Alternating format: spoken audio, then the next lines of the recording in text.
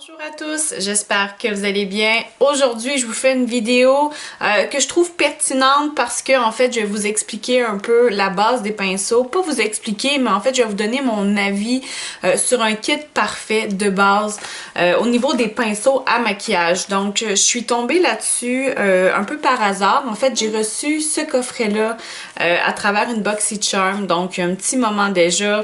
Et puis là, en faisant le ménage de mon maquillage, bon voilà, je suis retombée sur ce petit coffret-là et je me suis dit, ça c'est vraiment un kit parfait. Lorsque j'ai commencé, en fait, il y a quelques années, j'aurais bien aimé avoir ce kit-là pour démarrer parce qu'il y a vraiment tous les pinceaux idéaux et nécessaires pour un maquillage de base. Donc voilà, j'avais envie de vous en parler, j'avais envie de vous le présenter, donc c'est ce que je vais faire aujourd'hui. Alors si on commence par le kit finalement, c'est un kit de 8 pinceaux de chez Moda Studio. Et bon, ce serait fait par Royal et Langnickel. Alors, je vous montre au niveau de l'emballage de quoi ça a l'air.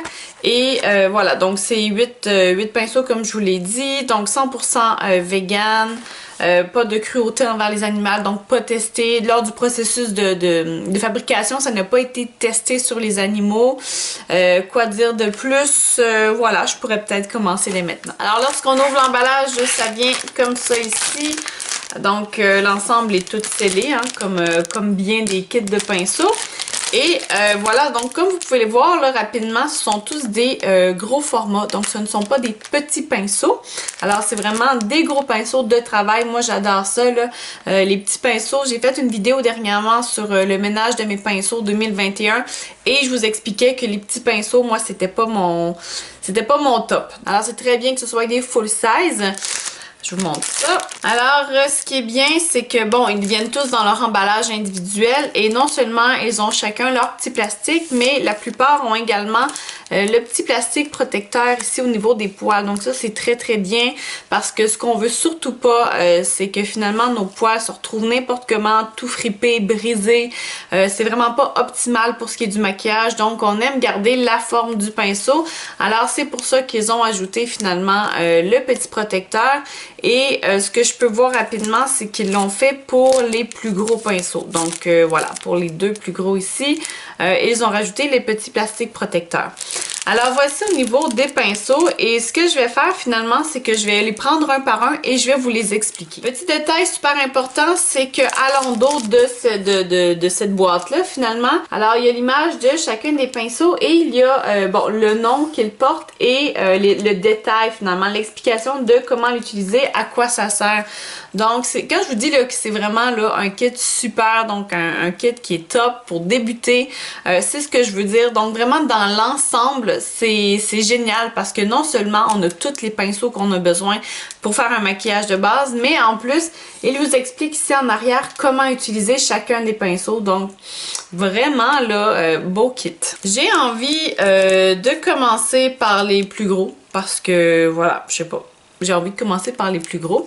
Alors, on va y aller avec celui-là ici. Alors, ce pinceau-ci, hein, regardez-moi le détail, comment c'est beau. Alors, un espèce d'effet capitonné, là. Donc, c'est vraiment bien aussi au niveau de la tenue du pinceau. Donc, c'est plus facile aussi à travailler avec un manche qui est texturé pour ce qui est de la tenue. Alors, pour ce qui est de ce pinceau-ci, vous pouvez voir qu'il est assez gros, hein, assez... il y a beaucoup de poils, il est assez arrondi. C'est un gros pinceau. Et celui-là, on va venir l'utiliser pour les poudres. Alors, ce que ça veut dire, c'est que vous pouvez venir utiliser ce pinceau-là à la fin lorsque vous voulez venir travailler, par exemple, avec une poudre translucide ou une poudre fixante pour le maquillage. Donc, on va vraiment venir l'utiliser à ce moment-là. Autrement, moi, j'en ai plusieurs, des pinceaux gros comme ça, et j'ai mes préférés qui me servent à blender. Alors, ce que je veux dire par là, c'est qu'on va venir vraiment s'assurer que, par exemple, quand on va venir faire du contouring, on va venir appliquer le blush, le fard à joues, on va vraiment venir travailler nos étages. Et puis moi, j'utilise souvent des pinceaux comme ça pour venir travailler finalement ces couches-là. Donc, s'assurer que le maquillage prend bien sa place, que les couleurs sont bien confondues ensemble. Donc, voilà. Ça peut servir autant pour les poudres que pour venir finaliser finalement votre maquillage. Autre pinceau qui fait partie du kit qui est super pertinent. Alors ici, c'est un pinceau de contour. Je vous montre ça de plus près. Vous avez ici la pointe qui est biseautée et c'est un indice généralement des pinceaux de contour. Alors le contour, ce que c'est que vous allez venir prendre une couleur plus foncée. Généralement, c'est du brun ou dans les teintes de brun, mais c'est vraiment des teintes qui sont recherchées selon votre teint. Donc c'est vraiment à vérifier, à faire attention. Et vous allez venir appliquer finalement ces couleurs-là dans des zones bien précises de votre visage pour venir sculpter votre visage. Donc pour venir lui donner une forme vraiment particulière. Et bon, ça va avec la forme de votre visage. Il y a vraiment là toutes des recherches derrière ça. Je vous invite à aller faire vos recherches aussi là pour voir par exemple quelle forme de contour vous pouvez faire selon la forme de votre visage. Quoi qu'il en soit, ça ici, c'est un bon indice d'un pinceau de contour quand vous voyez la pointe qui est biseautée comme ça. Donc, c'est pas nécessaire le contouring. C'est un petit plus. Si vous aimez en faire, c'est tant mieux. Si vous aimez pas en faire, c'est pas grave du tout. Mais d'avoir un pinceau comme ça sous la main, c'est toujours pratique. Si vous l'utilisez pas pour le contour, c'est toujours possible de l'utiliser pour le blush. Alors l'application du blush, ça ressemble beaucoup à l'application du contour. Donc on va venir vraiment appliquer à une zone bien précise, vraiment de la pommette vers le haut, ou il y en a qui préfèrent un peu plus haut. Le blush, je vous dirais que c'est un peu personnel à chacun. Ça dépend de l'effet qu'on veut donner. Même que j'ai vu qu'il y avait une mode présentement que c'était vraiment de venir appliquer jusque par-dessus le nez. Moi, c'est pas mon top finalement présentement. Peut-être que j'essaierai, mais pour l'instant, c'est pas dans ma corde.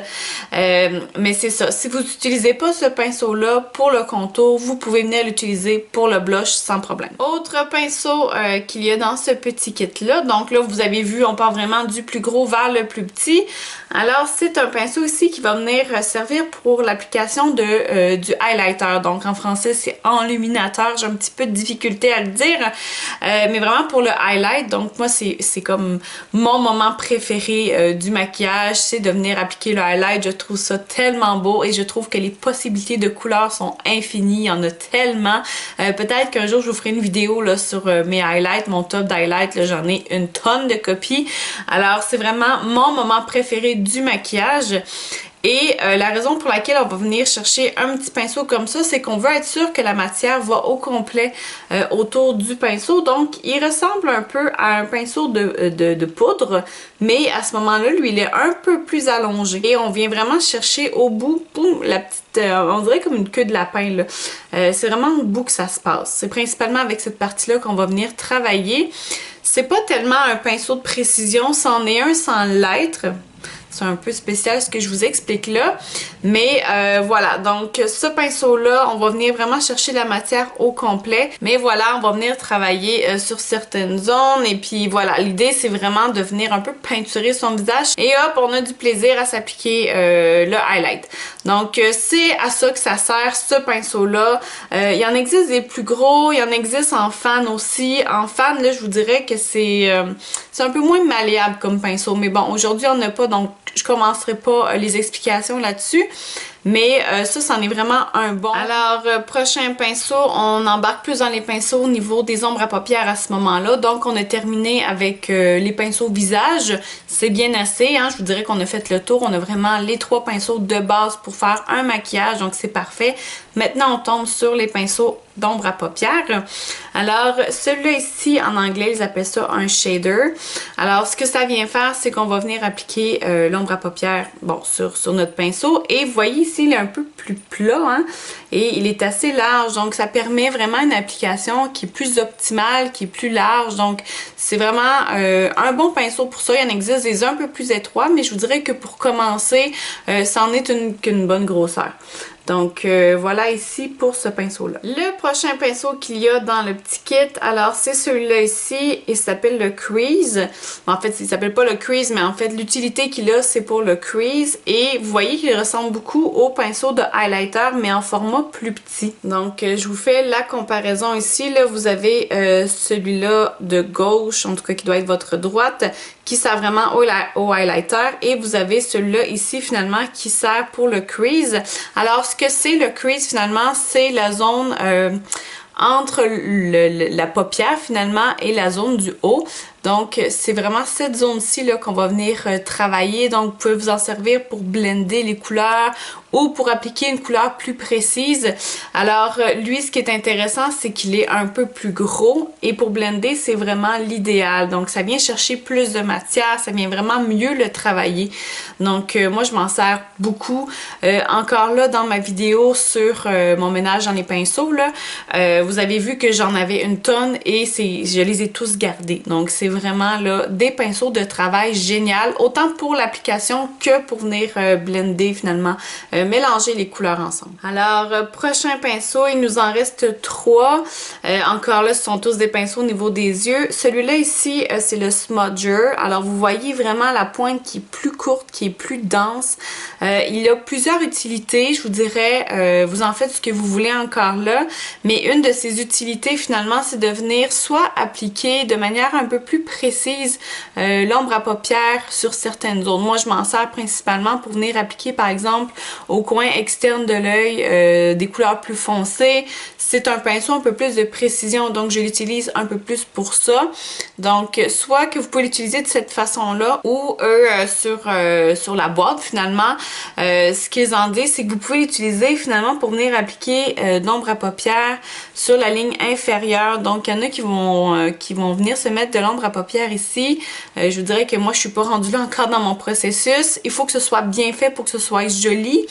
Mais comme c'est une pointe qui est plus compacte, c'est ça, il y en a qui vont venir travailler la zone inférieure ici et ça donne un super résultat.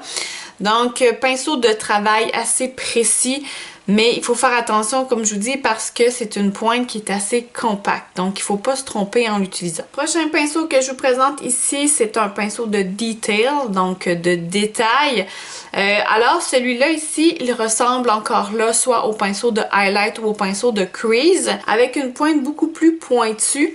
Alors, c'est un pinceau de détail. Celui-là, il a plusieurs utilités. Vous pouvez soit venir vous appliquer, par exemple, du highlight ici dans le coin intérieur de la paupière. Vous pouvez venir travailler certaines zones au niveau aussi supérieur à la paupière. Donc, c'est vraiment un pinceau de détail. Vous en faites vraiment ce que vous voulez. Vous pouvez même l'utiliser pour le coin extérieur. Bref, c'est vraiment un pinceau de détail. Il a vraiment plusieurs utilités. C'est bon d'en avoir un aussi quand on a certains pinceaux, par exemple, qui sont déjà sales, utilisés, peu importe. C'est bon d'en avoir un sous la main. Il est assez malléable, malgré ce qu'il en a l'air, là. C'est des poils qui sont assez flexibles. Donc, vraiment super pinceau à avoir sous la main. Dernier pinceau que je vous présente ici, c'est pour les sourcils. Hein, vous vous en douterez avec la pointe qui est biseautée. Celui-là, il m'a l'air super bien. Quoique pas tellement large, mais au niveau de la flexibilité des poils, c'est très très bien. Alors l'avantage d'avoir un pinceau qui est biseauté pour les sourcils, c'est que ça vient vraiment suivre le mouvement de l'application, ça vient suivre vraiment la forme du sourcil. Donc c'est vraiment un super pinceau à avoir sous la main. Et la forme aussi, ça évite de trop mettre de matière à la même endroit lors de l'application. Donc c'est important d'avoir cette fameuse pointe-là biseautée lorsqu'on vient se faire le détail finalement des sourcils. Alors, il en existe plusieurs modèles, je vous dirais. Il en existe des plus larges, des plus longs. Voilà, il en existe plusieurs modèles. À un moment donné, on finit par trouver le type de pinceau avec lequel on aime travailler. Moi, personnellement, celui-là, je trouve qu'il est pas assez large, là. Vous voyez ici, là. Bon, moi, j'aime travailler avec les pinceaux qui sont faits un peu plus larges que ça pour les sourcils. Mais rendu là, c'est très personnel. Ça reste que pour commencer dans votre kit, c'est un super pinceau à avoir. Donc, c'est ça. Il y en a aussi qui se font pas les sourcils, donc après, c'est à voir, mais pour commencer, ça fait très bien le travail. Alors voilà, la présentation du kit de base parfait touche à sa fin. Alors, je vous laisse pas comme ça. J'ai fait ma recherche et ce kit-là est encore disponible sur Internet. Alors, j'ai trouvé sur eBay à une quarantaine de dollars, donc canadiens. Et autrement, vous pouvez le trouver sur le site de Moda Brush pour 69 dollars américains. Donc, c'est sûr que là, le choix est pas trop difficile à faire entre les deux, hein. Mais voilà, c'est un kit de base qui est super. Si vous faites attention à vos pinceaux, vous allez les garder longtemps. C'est un bon investissement à faire, surtout ce kit-là parce qu'il a tous les pinceaux que vous avez besoin pour commencer. Alors comme je vous dis, c'est mon avis personnel. Moi, lorsque j'ai commencé à me maquiller, c'est le genre de kit que j'aurais aimé avoir, surtout avec les explications derrière. Donc, je vous le recommande, c'est un super kit. Alors voilà, c'est tout pour ma vidéo aujourd'hui. J'espère que vous avez aimé. N'hésitez pas à me laisser un commentaire, faites-moi un j'aime, abonnez-vous à ma chaîne. On se voit bientôt pour d'autres contenus. Ciao!